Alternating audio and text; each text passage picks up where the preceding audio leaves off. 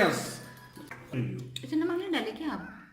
भूल गया बाद में उतारे कहानी स्वादानुसार।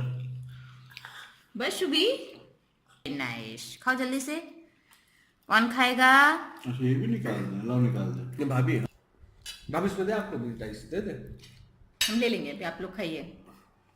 तो यार प्लेट में जगह बनानी है। मैं दूसरी प्लेट लेके तुम भी तब तो बड़ी कहानी बता रहे थे, एक प्लेट ले लो, आधी ले लो।